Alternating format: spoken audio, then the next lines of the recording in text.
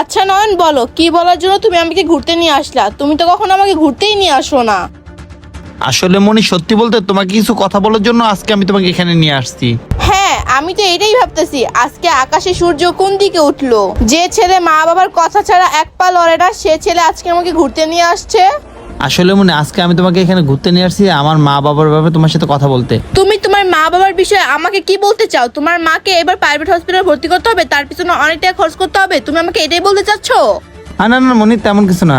আসলে তুমি তো বলছিলে যে আমার মা বাবার সাথে তুমি আর এক বাসায় থাকবা না, তাদেরকে বৃদ্ধাশ্রম পাঠাতে বলছিলা। আসলে আমি ওটা পারবো না। কি বললা নয়ন?